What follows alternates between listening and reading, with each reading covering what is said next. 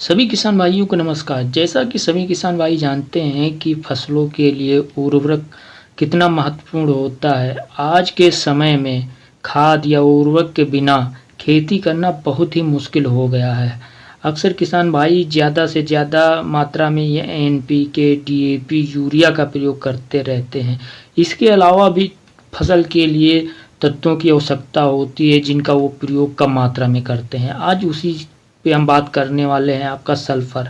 Sulphur का प्रयोग अधिकतर किसान भाई नहीं करते जिससे उनका उत्पादन कम हो जाता है। तो आज हम बात करेंगे कि आपको सल्फर के बारे में, जिसको बहुत सारे किसान भाई गंधक के रूप में भी जानते हैं। तो आज की वीडियो में हम बात करेंगे कि सल्फर के बारे में, आपका सल्फर क्या है, इसके किन किन फसलों में प्रयोग किया जाता है तथा इसका क्या फसलों में महत्व होता है, इसकी कमी से क्या नुकसान होता है और आपकी फसल को क्या प्रभाव पड़ता है।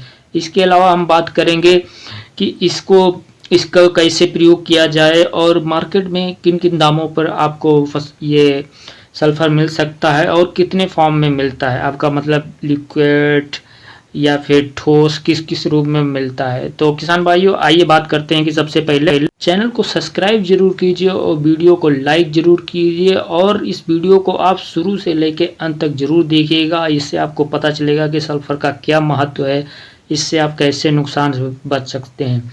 तो सबसे पहले हम बात करते हैं सल्फर कितने प्रकार से मिलता है, किन किन रूपों में मिलता है।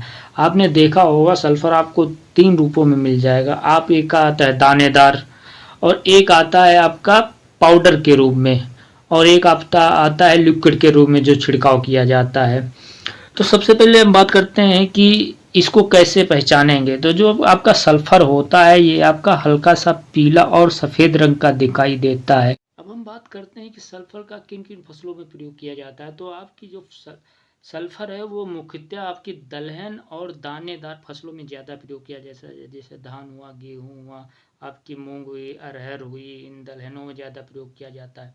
और इसके साथ ही सल्फर आपका जो होता है प्रयोग करने के लिए किन किन रूपों में प्रयोग किया जाता है। तो रूपों की अगर बात करें तो आप उर्वरक के रूप में इसका प्रयोग कर सकते हैं उनकी वृद्धि के लिए, और कीटनाशक के रूप में प्रयोग किया जाता है। इसके साथ साथ ही आपको पौधे को टॉनिक के रूप में भी प्रयोग किया जाता है। तो हम सबसे पहले बात करते हैं कि किन किन रूपों में इसका प्रयोग कर सकते हैं, मतलब किन कौन से लक्षण दिखने चाहिए तब आपका फसल में प्रयोग करना चाहिए। तो सबसे पहले बात करते हैं फफूंदनाशक के रूप में। अगर आपके पौधे या फसल में अगर आपको फूल पर काले धब्बे दिखाई देते हैं, या इसके साथ अगर आप इसको दाने के रूप में अगर आपको फसल में धब्बे दिखाई देते हैं तो आप इसका पाउडर के रूप में, जो पाउडर के फॉर्म में होता है, उसका प्रयोग कर सकते हैं। अब उसके बाद बात करते हैं खाद के रूप में कैसे प्रयोग कर सकते हैं।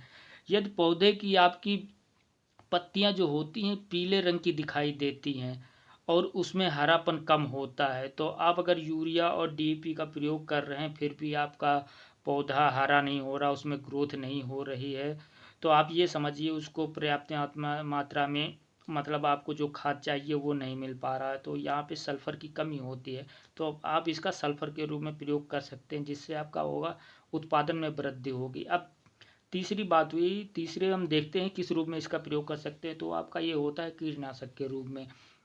कीटनाशक के रूप में मुख्यतः आपने देखा होगा जब आपके फसल में फूल आने वाले होते हैं तब आपकी ये सफ़ेद मक्खी जो होती है, सफ़ेद मक्खी टाइप की आपने देखा होगा मक्खियाँ होती हैं, उनका प्रकोप ज़्यादा होता है, वो उसके रस को चूस लेती हैं। तब आपका इसका सल्फर का प्रयोग, मतलब गंधक का प्रयोग तब कर सकते हैं।